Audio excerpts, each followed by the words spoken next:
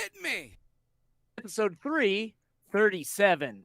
You've got to throw some cold water on this situation. Start talking about nerd stuff. You know, nerd culture is mainstream now, so when you use the word nerd derogatorily, it means you're the one that's out of the zeitgeist. System activate. This is NetHeads with Will Wilkins and Trent Hunsaker. It's a tech podcast. But we are a ton cooler than your typical geek. You guys rock. And now, here's Will and Trent.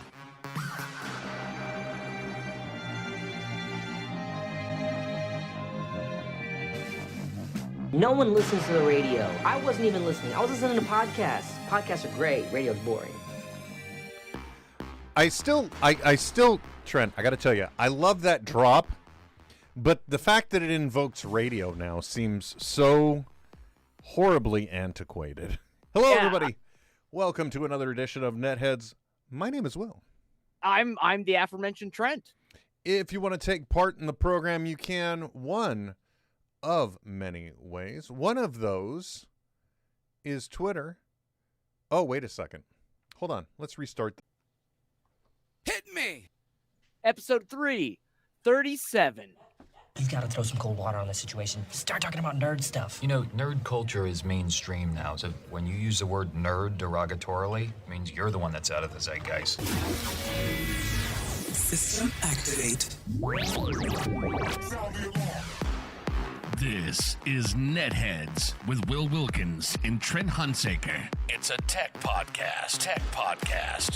But we are a ton cooler than your typical geek. You guys rock. And now, here's Will and Trent.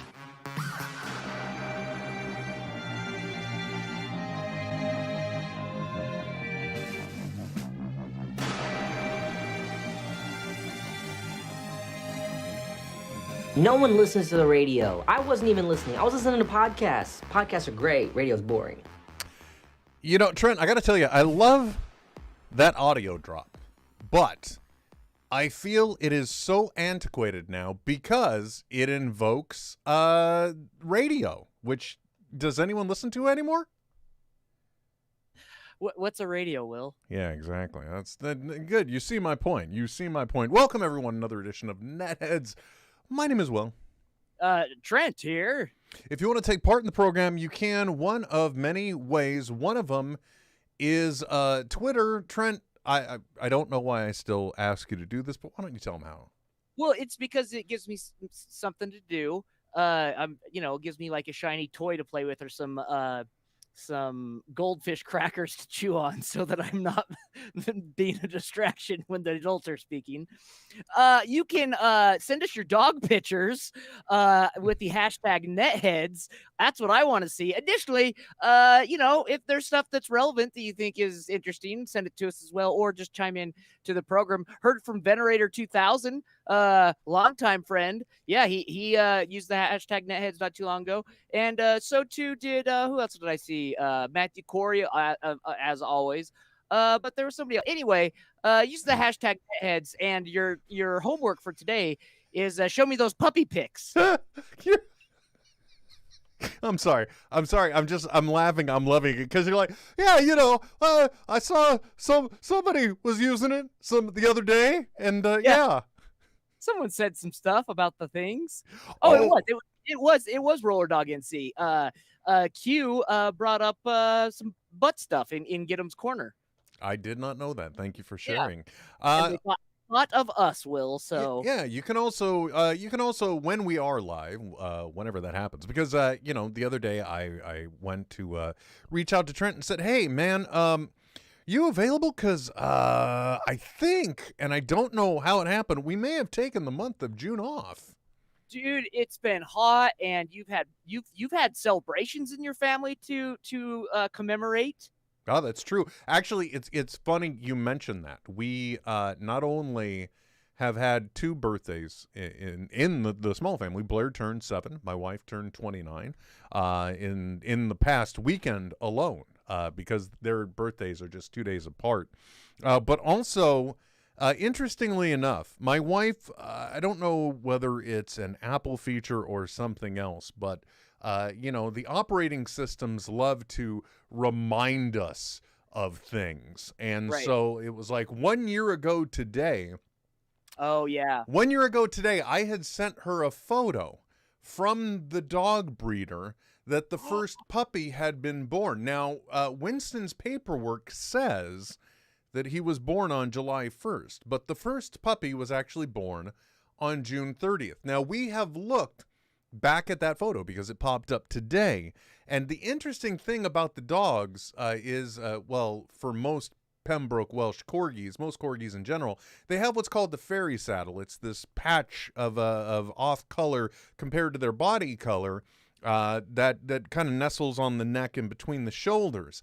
And with just like the dog in Cowboy Bebop has.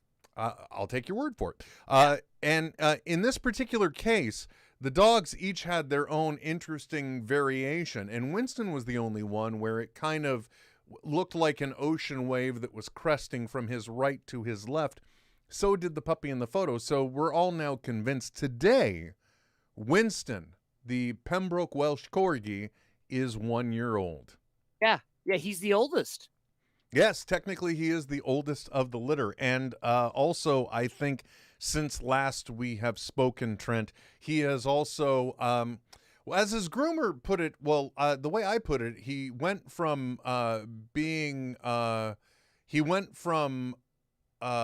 almond joy to, no, Mounds got nuts. Mounds don't. He went from almond joy to Mounds, and his groomer said he went to the Nutcracker suite. Oh, yes. Dun, dun, dun, dun, dun, dun, dun. Oh, that's Sugar Plum Fairies. Yeah, close enough. So he has. June was a very interesting month, just to say the least. Also, of course, one of the other things that happened, just to get everybody caught up. Obviously, one of the last things we talked about was kind of my obsession with 3D printing and finding out, oh my gosh, I could print out my own Mjolnir, and I sarcastically joked, thinking we would be, podcasting again within like a week and a half. Would I have a Mjolnir within that time? And the truth is, yes, I did. Yeah. By the next episode, you have a proto Mjolnir in your hand. I really do. Now, it was a very interesting journey because, one of the things that I have to do is learn about the proper way to orient things on the print platform in order to both get a time-efficient print as well as a structurally sound print. And, trying to divvy up multiple prints at once into one print, maybe, that kind of thing. All in all, it was an interesting journey and learning lesson.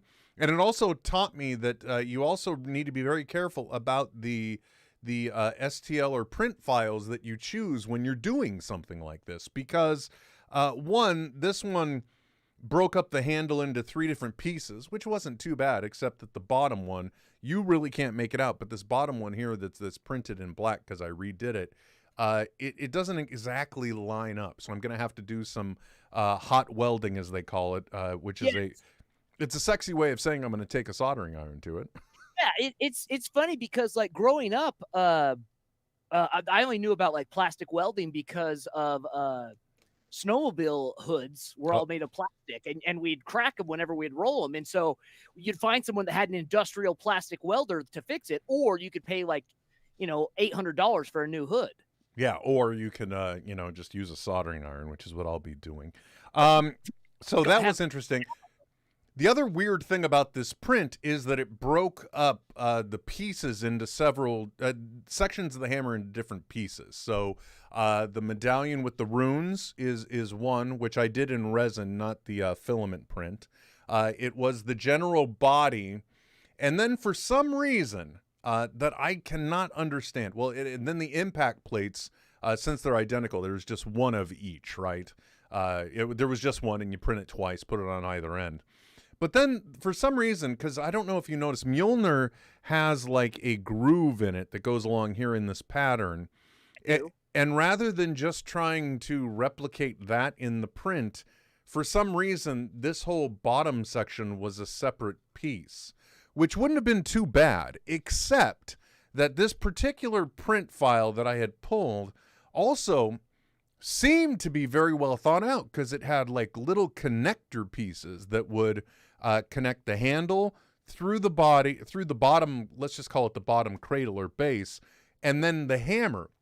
But the problem is, once I printed it out, I discovered there's no way that this piece can pass through the narrow oval hole that was on this base to be able to connect all the pieces. So I just used a shit ton of hot glue to kind of fill in all that void at once.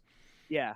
So that was interesting. And then one thing too that I discovered is if you overcure resin prints, which this one is, which is the thing, it dips it in the goo, UV light, psh, new piece. Sure.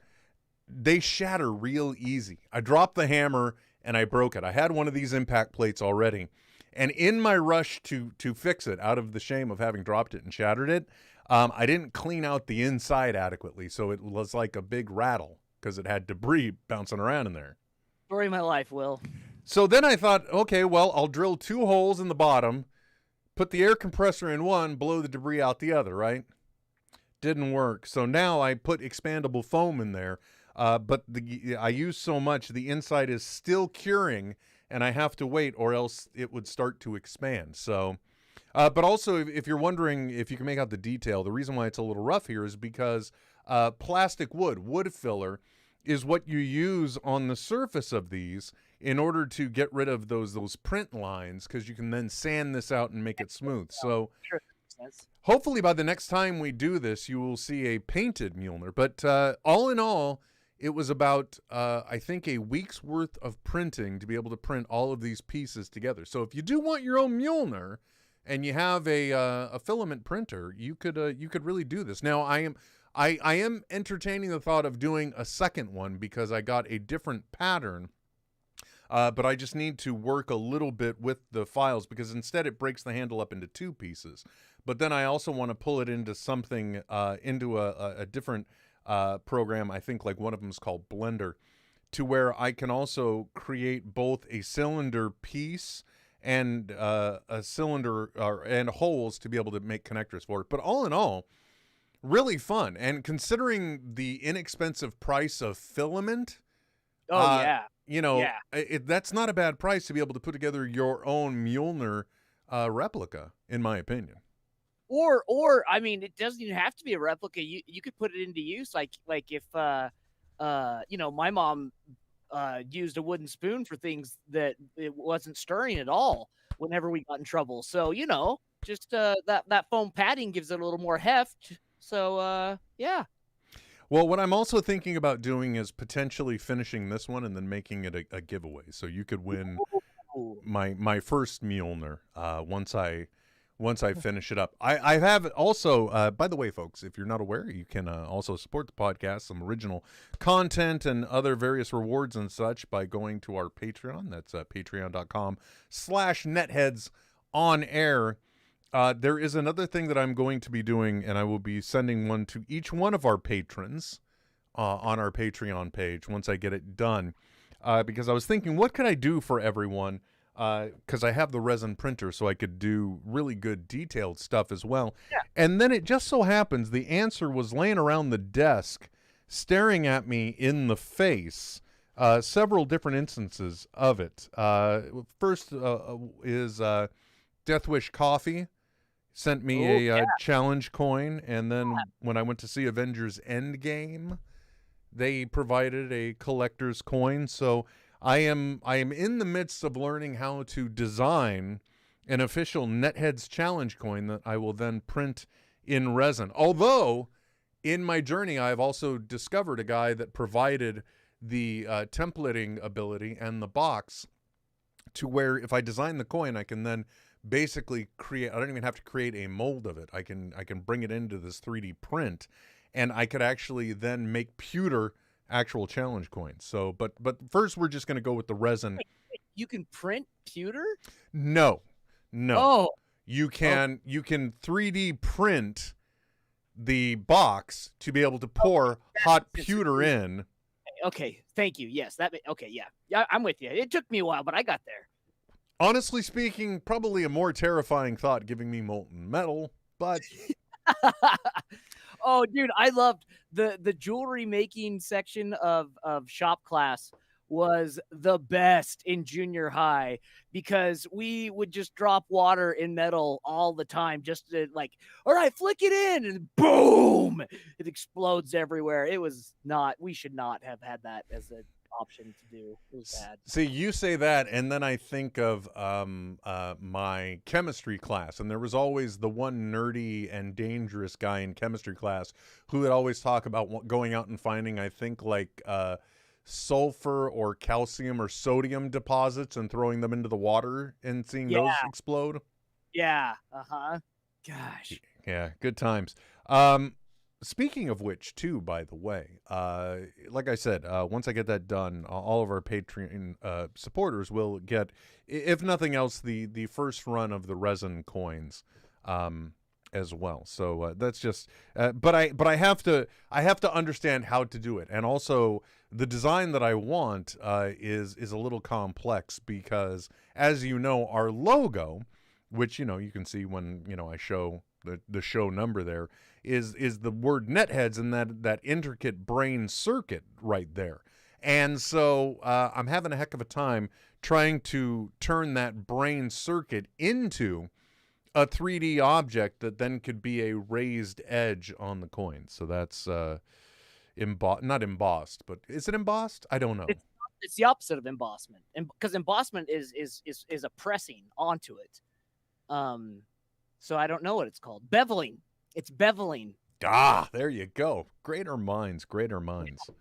Also, Trent, got to tell you, even though we did start a little late, we do have a hard out tonight because dinner is in the oven. Because what's on the menu? And I have some food related stuff to talk about too this week. I wish I could be bringing up something new and original, but I think the last time we talked about the single cast iron skillet meal of the crispy chicken thighs with the Dano seasoning. Yeah. That's what's in there right now because it takes an hour and a half to cook. So I figured perfect thing to just stick in the oven before we did the show. Sure. What is your food related news, sir? I didn't even know that potato ricing was a thing. Until you told me about it. And I was like, oh, that sounds really interesting. So I've had a potato ricer for a while. I really like it. The problem is sometimes my potatoes might not be, or I'll cook them and then cool them, and or I'm busy, and so I don't get to rice them right when they're hot, so they harden up a little bit. I've bent the ricer a couple of times. Just from pressing it so hard. But I'll throw it in the Twitter. Dude, this product, I cross my heart. Like, rarely am I as happy with the purchase as I've been with this one. Sometimes you get it, you're like, oh, well, I'll give it a try or whatever. Dude, this blew my expectations out of the water. It is a plastic device of about 4 pieces. One, the main piece being an auger. So it's, like a drill. And then on the outside of the auger is, like cheese grate style, like you would for a regular ricer. You put your potatoes in there and then you crank the auger and it slowly just presses out. It blew my mind. Now, supposedly, if you put in a full potato, it will peel at the same time. I haven't trusted that so much, and my process anyway. I trim off the outsides before I cook them anyway. But dude, this thing. Apparently it's a reputable company. I'd never heard of it. Betty Bossy, or Bossy. I don't know. Maybe it's French. Watch your language. This thing is knuckin' futz. It is amazing. Well, though, I like what I'm hearing because it takes away the ability for you to overcompensate and destroy the utility. That, and your hands are so much cleaner too. You're not like dropping one in and then like scraping it all off the bottom, whatever. And it's designed, if you're using a ceramic bowl or a glass bowl, it mounts on the side of the bowl, and then you just crank it, and then slowly your bowl just fills up with rice potato. See, that's the sign of a good, smart well-made product. Now, it's interesting that you brought this up, because one of the things that also has happened, because as has been mentioned here before as well, Tuesday nights are Taco Tuesday night here. We are, although we do not make your ground beef with your seasoning packet tacos. We go the street taco route. I am getting either skirt steak or flank steak. I am mincing it myself. And then coriander or cilantro, if you will. Yeah. We're using that. And the onions. Are the same thing. Yes. Yeah. Nothing but callbacks today, everybody. So with that, one of the things that I have been doing, because I do the, as it has been mentioned ad nauseum as well, I just said at nauseum, even though I think it's ad nauseum, but, I don't know. You know what? I need to stop using the words I don't know, Trent. That's what I need to do. The great thing is, Will, it's Latin, and since it's all but, for a few historians, a dead language, I think you're fine. Thank you for that save. I appreciate it. One of the things that I do is I usually make low-carb tacos, or not tacos, tortillas for me to use. It's almond flour, xanthan gum, some other coconut flour, a little apple cider vinegar. I'm probably forgetting something, a little bit of water, maybe an egg. I don't know. But then, I have a tortilla press, a cast iron tortilla press, in order to get a nice thin tortilla. The other day, I went to go use it, and I'll be goddamned, the entire part of the tortilla press where the handle connects. Because if you guys have never seen what a tortilla press conventionally looks like, you've got the flat cast iron base, you've got another piece that hinges over the top, that's the flat piece, and then from the opposing side you have a handle that's curved, and you bring in and you press it down, so that way it gives you a nice even flat tortilla. Yeah, and usually heavy, very heavy. Yeah, they aren't light, and it's not like the damn thing had been dropped, but the area where the handle for pressing it down, not the handle, not the bolt that holds the handle in place, not even the brackets that hold the bolt that held the handle in place, but that entire section where that entire mechanism is snapped off of the cast iron on me. Holy shit. Yeah, I'm not kidding. It was a bit depressing, and I ended up finishing off the rest of my tortillas with just a pair of pliers bearing down. Yeah. But the good news is they were more than willing to, all I had to do was send the company an email, and now they've just asked for photos of the product, proof of purchase, and they're going to replace it. So that's good. Awesome. Yeah. And speaking of which, too, tools that are built smart. Now, one of the things that is a regular item that happens within the Wilkins household is that 1 or 2 nights of the weekend, there is a dual function that is served. One, you can imagine I'm probably not an easy guy to sleep with, okay? I have a CPAP machine. Sometimes I have back problems, so, moving around when you got a hose and a mask attached to your face isn't easy. So once a week, or one weekend night, or both, I will sleep on an air mattress in the family room with Blair. We call it camping out. She loves it. She requests it all the time. But it's a dual purpose, because it's 1 or 2 nights that my wife is able to get a good night's sleep as well, because I'm not in there ruining it. And I have gone through countless number of air mattresses. And the reason why is because eventually I end up pushing the seams. I end up filling it too much. Now, I did something back when we got some of the stimulus money. I made an outrageous purchase. It was an air mattress that was over $200. I swore I would never buy like the Aero bed ones that are 100 and some odd. But this one it's rather large. It's a queen size one. Has its own frame, and when you inflate it, the frame unfolds on its own. Like the whole thing, it inflates and unfolds. So it's got a nice raised platform, so you're off the ground. It's a great air mattress. But the thing that I love is it's also got a regulator on it. So you choose the firmness you want. And then once it reaches that capacity, it shuts off. It stops. There's no more air going in. So it takes away my ability to overfill it. Much in the same way that you can't overpress your new ricer. It's true. It's absolutely true. Yeah. And I just looked it up. It's a German company. They're all their social media is in German. They're from Zurich, but wait, that's Switzerland. Never mind. Yeah, whatever. Yeah, anyway, like I said, yeah, Betty Bossy, like, man, like the texture is just it. Like, I'll just take like a Tupperware bowl to work, and that's what I'll have eat while, you know, about that 10:30 when you get that like hunger before lunch. And the texture is it tastes like moist cornbread. If It is bizarre how much it changes everything. If you're a person that likes mashed potatoes, a ricer is the way to go.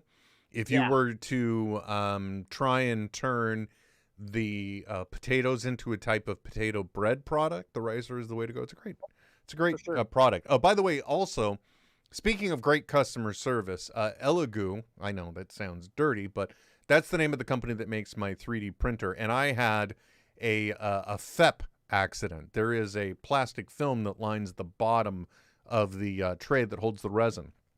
And I ended up having a rupture. And so resin went all over the screen, and it got hardened and cured. My screen was shot. It got cracked.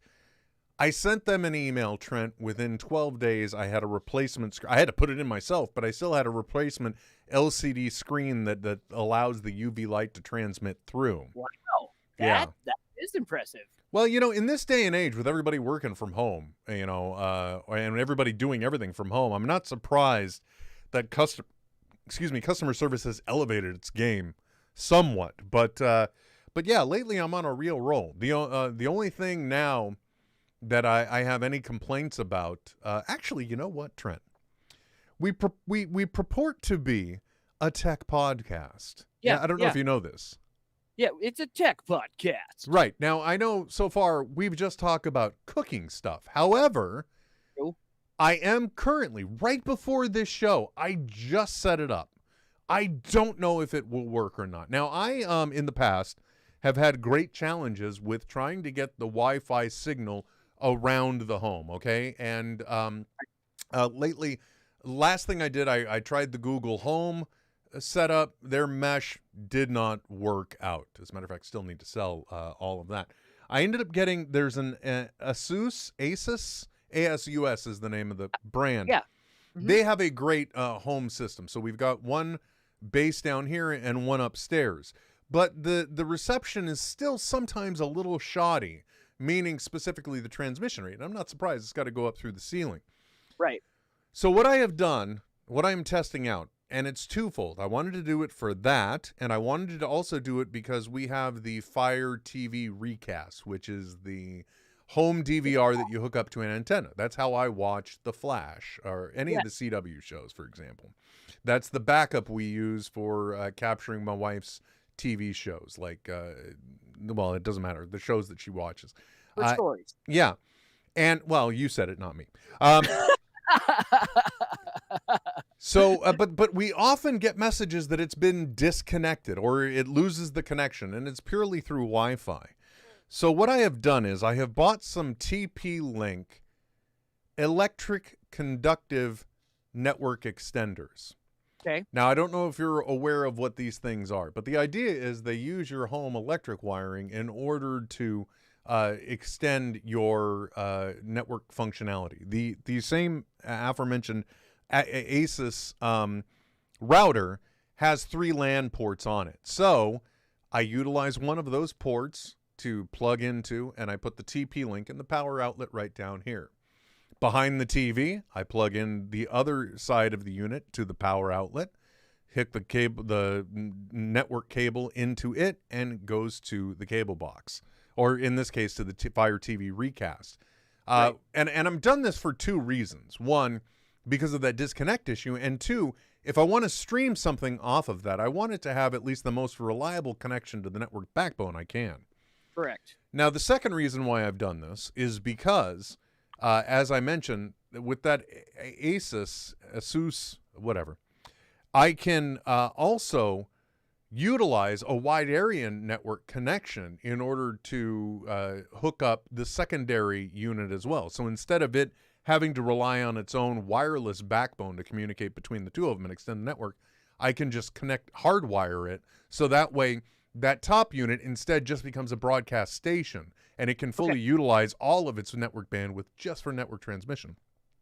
So hopefully by the next time we do the show, I will be able to report back on how well the functionality of these TP-Link,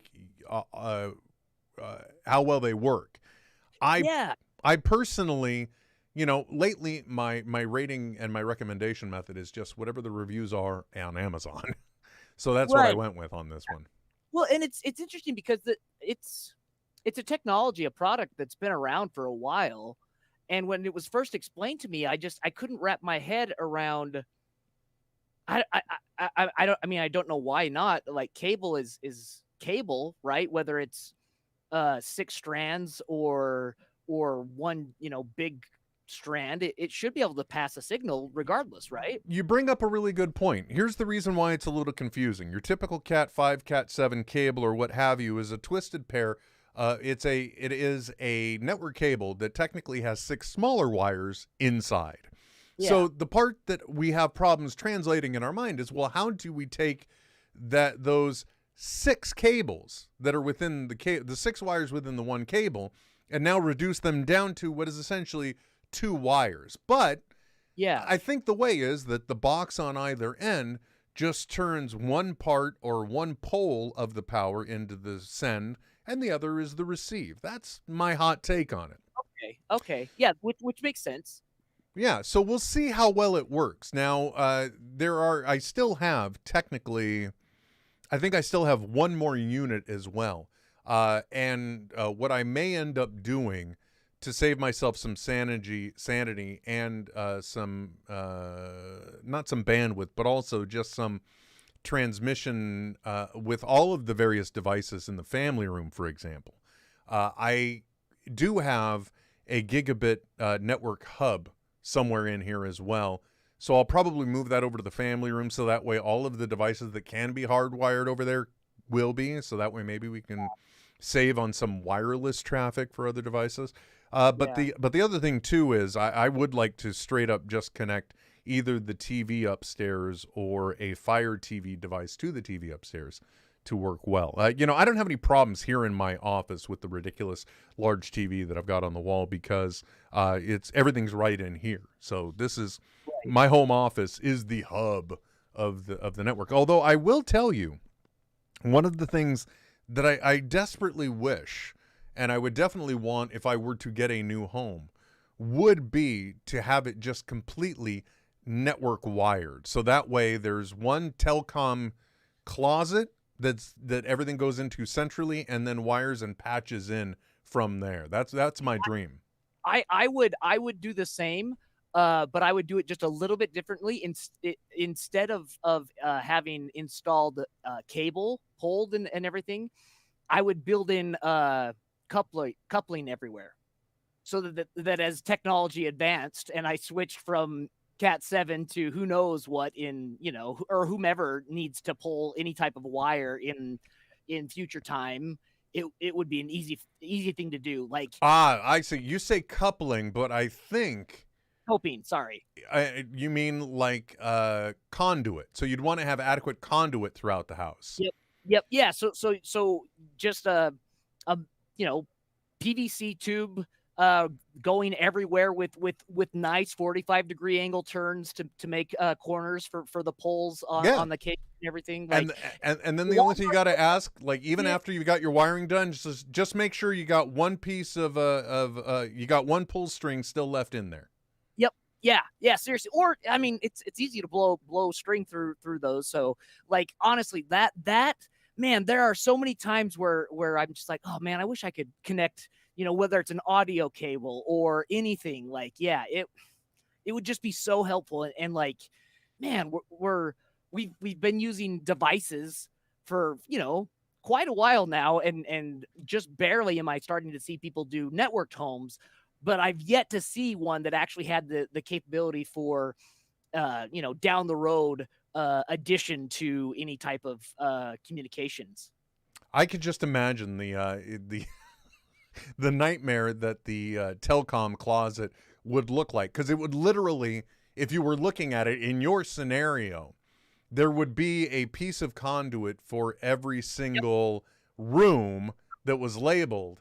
And that way, so basically, like, if we were to use my house as an example, there would be like 7 or 8 tubes coming out of the roof or from the ceiling of that closet.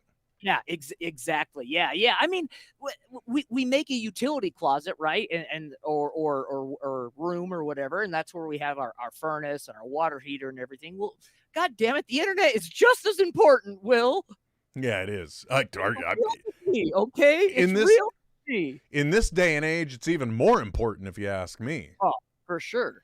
I mean, this whole past year, that was like the big challenge in trying to get good, solid communication, because both of my kids were distance learning and I was working from home, and it was just like internet connectivity was the biggest pain in the ass that was there. And so, and by the way, Zach is saying, ask Trent about Ethernet extenders. That's the topic we've been talking about. So, Zach, I'll let you know how these TP-Link extenders, how well they work. I don't even know if I have screwed up the device upstairs or not. I actually have to, because everything is app-based, I still have to go into the app and see if it's configured appropriately. But I am very eager and interested to find out if I have sort of fixed the problem. And the whole reason why I know there's a problem, Trent, is because one of the cool things that I've discovered now, in this day and age, obviously, I am paying Xfinity for broadband connectivity, but I do not pay them for cable packages. It's, I've got different places I'm spending money, which probably I'm actually spending more money than I was on cable. But But one of the interesting things that I discovered, because one of my biggest gripes is time zones and broadcast times. But what I've discovered is that through my Hulu subscription, after the East Coast airing of Rick and Morty has happened, I have it in my DVR, in my Hulu DVR. So so my tradition now is I go to bed on Sunday night and I spend a half an hour watching Rick and Morty, because in case you didn't know, the new season has dropped. Oh, did it? It has. Well, I guess I know one thing I'm not talking to you about today. Yeah.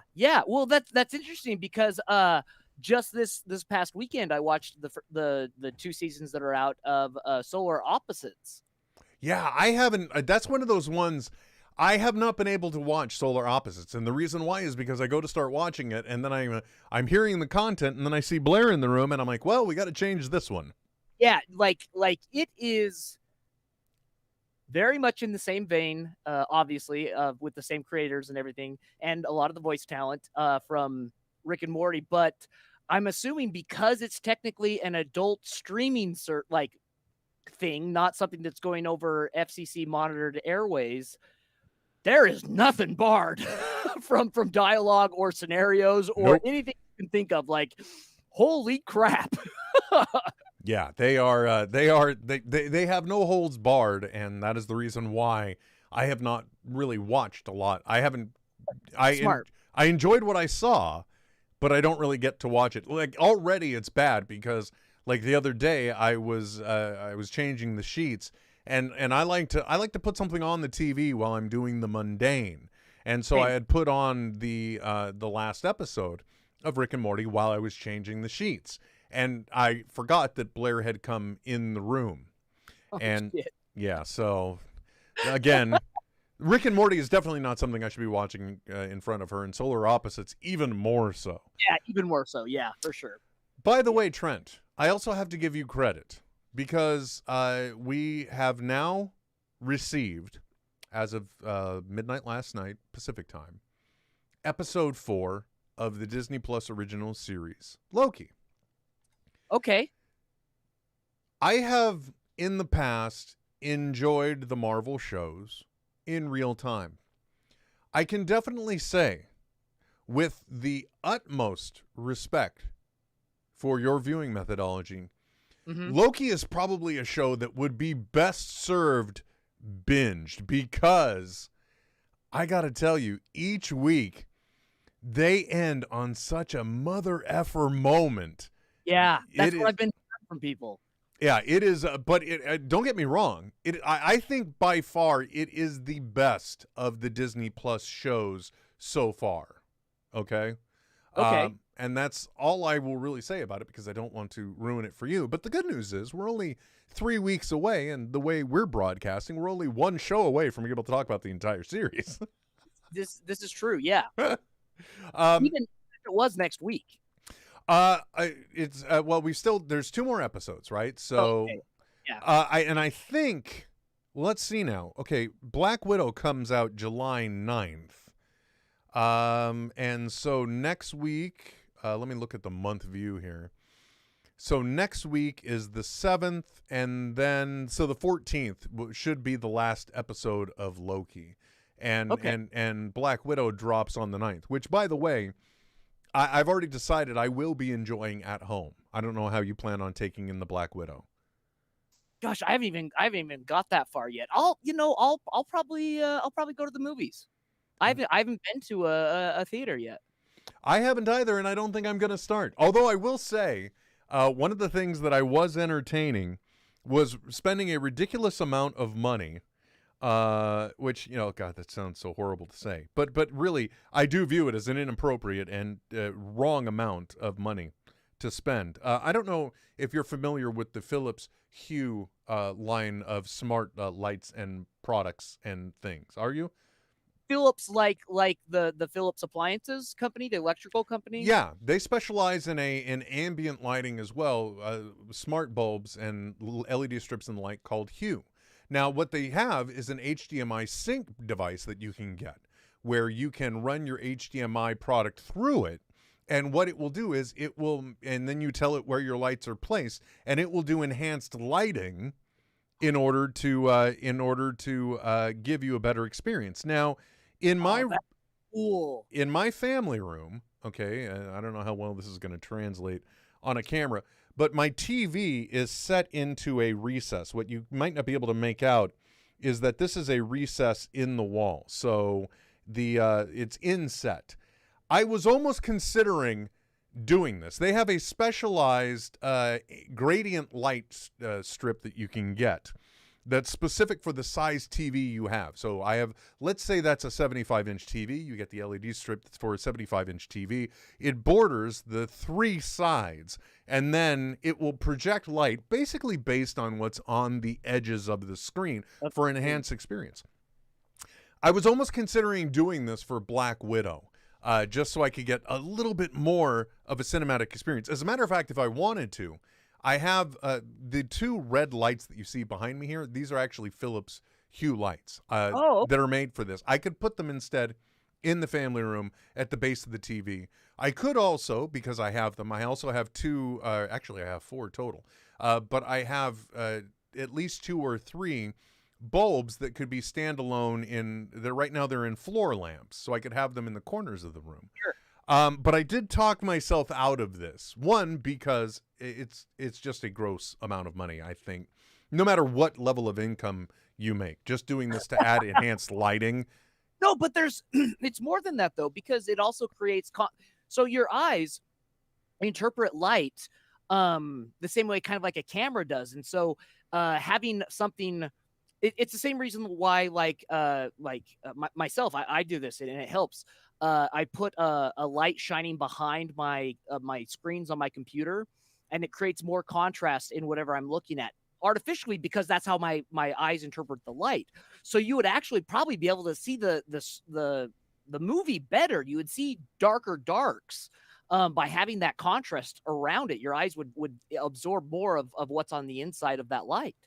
I will keep that in mind, but I'm still not going to do it. And here's the reason why. Because like the coolest thing about this gradient LED strip is that it is able to, break up the light through multiple channels. I think almost every bulb can be broken into a different color, so that way it can really do a good blended thing. But what you couldn't make out in that picture is that on either side of the TV, there's only yay much space. So the lighting for the sides would kind of get lost. But you incorporate like these spotlights that I'm using just to give myself an interesting background, they could still kind of do a similar thing for that portion. But it's just, you know, in the end, realistically, all I really need instead of that contrast is just the ability to turn off as many lights as possible and just watch stuff in the dark and create that cinematic experience. That's true. Yeah. Yeah, that's true. But I mean, all things aside, two things I'm going to say quickly. In all honesty, like my eyes feel they feel less tired whenever I have a light behind the monitor that I'm working on. And if I was a supervillain, I would be called the Enabler, because I will enable anything that you want. Just tell me what you're thinking about, and I will push you into it, thinking I'm helping you, but probably doing a lot of harm. Yeah, that's I understand that power. I think it is one of my subcategories, if you will. Okay. Right? You know, I don't want to say I'm the influencer, but you know, I can definitely. If you're the enabler, I'm the justifier. Okay. Absolutely. Yes. And together we'll help you fulfill every bad decision you want to make. So that is definitely one of those things that I've decided against. But you know, I was there. I a couple weeks ago, all the movie ticket apps were starting to mention how tickets are now available for Black Widow. But you know, Disney. Now I can almost justify it from an economic standpoint, because if I look at the price of even just two adults going to the movies, let's say in the real nice luxury seats where you're separated from people and you're comfortable and reclined, and then you work in the concession stand. Yep. You factor all that in, $29.99 on Disney Plus to be able to just watch it at home. Not to mention, I can wear my wireless headphones if I wanted to really hear stuff. Yeah. Oh yeah. Totally. Yeah. Throw on your bows and just enjoy it. Yeah. So for me, it's like economically I can justify it, but I totally support you going to the theater to do it. The only thing, and I was entertaining going to the theater to see Black Widow, because that is a movie that I have been looking forward to since July of 2019 when I was in Hall H. I just unplugged my headphones. And I got... Give me it! This hat. Yeah. From Kevin Feige himself. Well, actually from the lackeys in Hall H, which, by the way, in case nobody remembers, I finagled my way in. I should not have been in Hall H for the Marvel thing. But I got, ever since then, you know, I got this hat, the Black Widow hat. I've been looking forward to this movie. And if you think I'm looking forward to it, think about poor Scarlett Johansson, who's been waiting while this movie's been on ice for over a year. Because I think it was supposed to come out in May of 2020, wasn't it? Yeah. So I totally support you wanting to go to the theater to see it. By the way, how are things in Utah? Because, you know, like, there's all the talk about the highly contagious Delta variant now, and they mention how certain states are at risk of kind of being, for lack of a better term, a hot zone for where this Delta variant will take hold, because there's a higher anti-vaxxer rate. What is the vibe in Utah? Yeah. So it's like there never was a pandemic. Okay. Literally everything is back to normal, so to speak. Okay. Well, you know, but like totally normal. So like even the movie theaters aren't going to do any, like our movie theaters right now, they're open, but I think even at the capacity they are open now, they're doing specific spacing. So in other words, you know, you have to have a certain number of seats between parties, if you will. Sure. I'm on the Larry H. Miller Megaplex. They have like the monopoly on theaters in Utah. Mm-hmm. And, here we go. Safety standards. Okay, let's see what they got to say. So their staff talks about the staff that's required. No, I don't. It doesn't look. We will continue to comply with local governmental recommendations for all phases. Seating gaps between groups. When seating, 1 seat buffer is all that needs to be applied. Yeah, there you go. By the way, I'm just going to do this so that way, here, I'm going to take away my lower third. I'm just going to hold up this hat, if I could just hold it up well, so that way it looks like, there. Now I've got a good solid graphic to pull for the thing. Yeah. But look at that. I mean, it even says Marvel Studios 2020. I wonder if this is a collector's item now. And to be honest, I think a 1 seat gap between groups should be adhered to regardless. You've got my full support there. That's the reason why, I was spending more money than I wanted to on movie tickets, because I look like a little kid wearing his dad's, or no, the other way around. I look like I'm wearing a child's hat. I fully support that, because those same luxury seats that I was talking about, with the recliners and everything, they have high wall backs, so you don't feel the person behind you breathing. They can't kick your chair. But also, I always feel like, why do you have to sit right next to me? I don't know you. Move away. Dude, even when I go with someone, there are times where we have I take the Seinfeld approach. We have a buffer seat between us. Well, let me tell you, folks, if you want, I'm gonna share a little something with you. We started off talking about food. We're gonna end talking with food. If you have a little bit of money, I'm gonna tell you 3 things that you should get for yourself. Because as long as you've got a stovetop, you can have movie theater quality popcorn at home. And it's really easy. I think for about $29, you can get a hand crank stovetop popper. So you'll see it. It's got a handle and it's got a crank. It's got a little spinny thing in there. For about $10, you can get a purified coconut oil with beta carotene coloring in it to pop the popcorn in. Just get yourself your plain old white popcorn kernels if you want. If you want to get fancy, you can get the mushroom kernels that are a little bit rounder. And then there's a product called Flavacol, okay? Flavacol.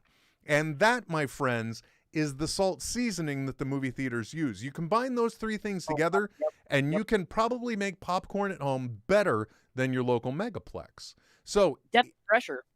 If you are not one of the people that wants to go out, in see movies, but you're like, oh, I really miss the movie theater popcorn. Look at that. If you didn't have time to write down the episode or the recipe, and I hate to do this plug, but if you go to my TikTok, there is one of them on my page that says make poppin' with Echo, and that's where I'm following the recipe from him, Echo the Rapper. Check him out as well. As a matter of fact, he just announced his first headlining tour, so he's a great guy. He's one of my friends on TikTok, Trent. Yeah, so I guess I do have some friends. Oh, Zach is also pointing out $30 is a bargain, especially like for a family of 4. And also, the other nice thing about watching TV at home or movies at home, subtitles for the win. Amen. But that's the other reason why I like my Bluetooth headphones, because most of the time I can, as a matter of fact, I recently started rewatching a lot of the MCU movies, and I've been watching them while wearing my headphones, and there are so many more lines and details that I'm catching because I can hear so much better. Yeah. And for, we're audio, like we are in audio production, so we notice things, or things might mean more to us in the sound design that might be lost on other people that you don't get to absorb in just the regular barrage ambient noise. Avengers Age of Ultron, one of the details that every time I had seen it in the theater seemed to get missed. It was either in the mix or the audience reaction. But when Tony is fresh out of the armor, oh yeah, because it's like fresh off of the laugh of the guy saying, it hurts me more than it hurts you or something like that. And then the guy's like, no, and he says something funny. The crowd is still reacting to that. And then he has Jarvis scan the room, and then he's like, oh, please be a secret door. Please be a secret door. And that gets a chuckle. And then once it opens, he does a quiet little, yay. And like nobody in the audience hears that. That's one of them.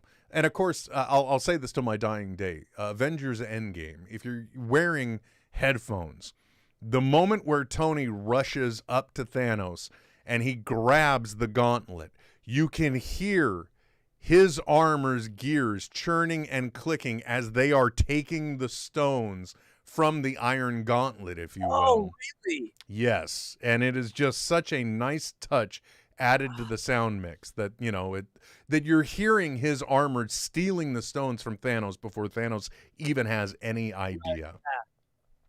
Yeah, audio. Audio. It's a shame because I do have tinnitus now, and you know my hearing isn't what it used to, and I've always been such an audiophile. I wish, I guess, I had taken care of my ears better in my youth.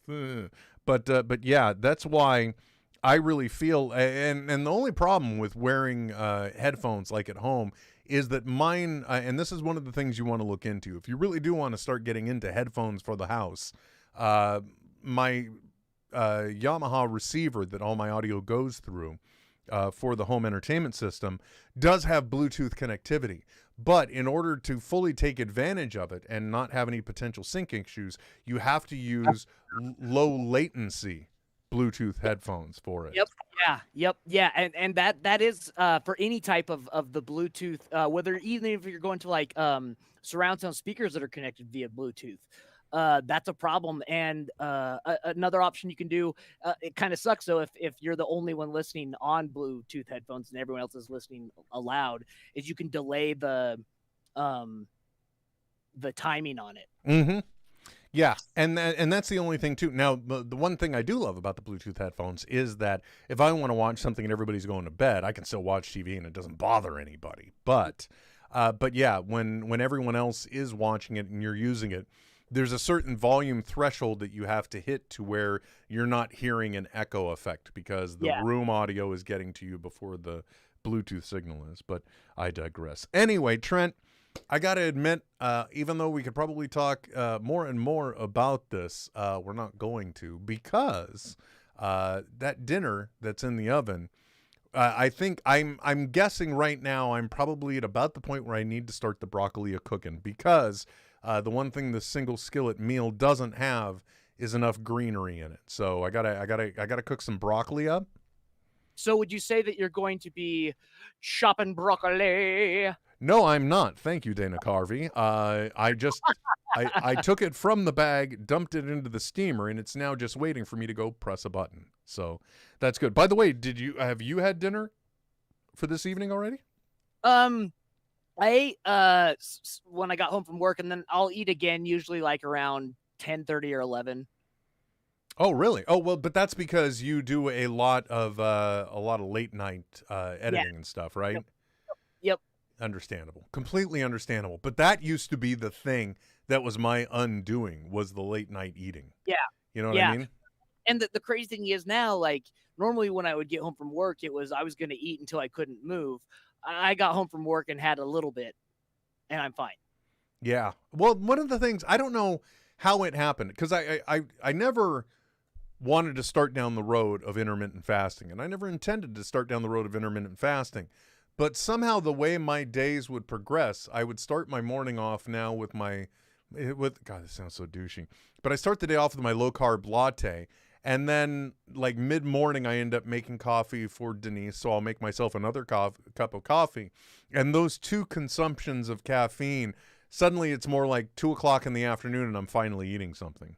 That's like, and just like, if you look at like the evolutionary biology of the great ape called humans, I mean, we would spend the day hunting for food, gathering food. It's not like we had food just laying around waiting for us as soon as we woke up. That's true.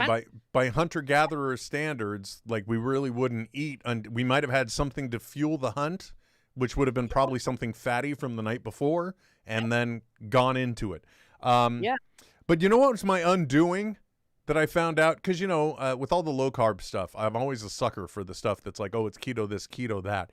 And I got from Costco the last thing that was like a keto trail mix, which, by the way, it's a fucking lie, because a serving size, first of all, trail mix of any kind, for some reason, that collection of coconut and nuts and everything else, highly addictive to me. Like, if there's any one thing I will just plow through, it's that. And with this savory and sweet combo, man, it hits all the buttons. Exactly. And for them, a quarter cup is a serving size. Nope. A quarter cup. Up. That's like they might as well measure it in teaspoons. Okay, thank you, sir. Shit. Yeah, a quarter cup. Any type of food serving, unless it's a frickin' pudding cup, and I'm pretty sure those are more of a third of a cup along the lines. That is not a serving size. It's not. It just isn't. It's not. Don't try and tell me that. I'm saying that because I went through an entire container over the weekend, and I feel great shame about it. But oh well, you only live life once, right? Unless the Buddhists are right or correct, and we're not. Yeah. Well, I hope they are, all things considered.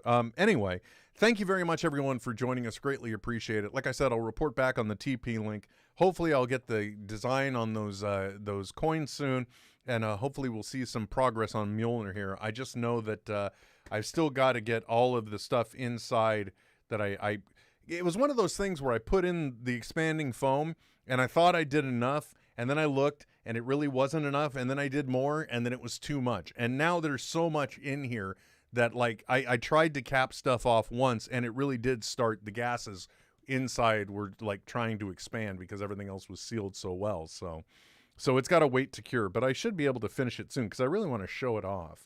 And then I want to try a new print later as well because, like I said, this one was good, but, like, these two pieces being separate was just... It wouldn't have been so bad, but because I had done the majority of the first round of printing out in the hot garage, right, everything had to come back in and get recalibrated, and it literally took like 3 failed prints just to get the stupid bottom base.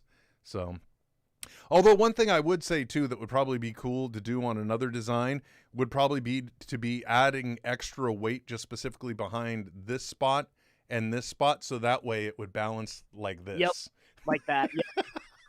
So that's something to consider. But, you know, all in all, I must say that if you're a person that's like, I made the foam version of Cap's shield here, but, you know, if you have the time and the patience, it takes several prints, but you could make a Captain America shield through that. You can make a Tony Stark chest arc reactor Mark 1, you know, and all these files are available for free. It's nuts. You know, somebody designs them, they just share them with the world.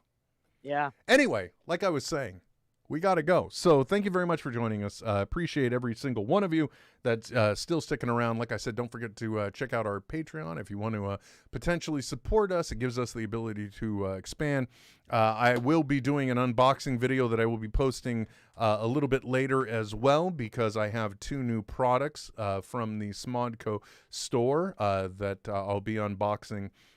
Just to show everyone some more crap that I got, which, by the way, Zach in Pittsburgh, I think is his name, one of our biggest supporters. He's like, yeah, I wasn't really big on like the last ad one, and I forgot that like unboxing the stuff I get does seem like an endorsement of the products because, you know, that's what they are, but sure, wasn't intended. Also, don't forget you can follow Trent on Twitter, a part of him. He's also on Instagram. And don't forget to check out Devotion Wrestling on the YouTubes. Yep, that's right. And until next time, my name is Will. And I'm Trent. And we will be back soon. This is NetHeads with Will Wilkins and Trent Hunsaker. Signing off. I know, right? But stop being a little Nancy and deal with it. NetHeads. We'll be back soon. Goodbye. This has been a Smodco Internet production. SIP. Only at smodcast.com. Still bugs me. You can't really tell I'm saying SIP. SIP doesn't quite hit just right. It's not quite in there. I one clarifying point, and I'm sorry, this isn't a humorous stinger. Are you telling me that, like, as a snack, you just eat riced potatoes like baby oatmeal? Yeah, dude. Totally. Cold. Even. I'll take it out of the fridge, put it in a Tupperware, go to work, midway through the day, pull it out with a spoon, and they're so fluffy. I tell you what, the texture, like, my mind thinks I'm eating, like, cornbread. That's amazing, man. That is definitely amazing. So does this mean you're still eating like a lot of potatoes? Oh, yeah. Yeah. Yep. Well, there you go. This spud's for you. In a row?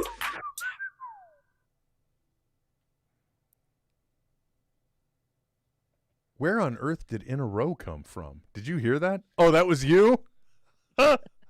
Okay. You threw me for a loop. All right, let's try this again.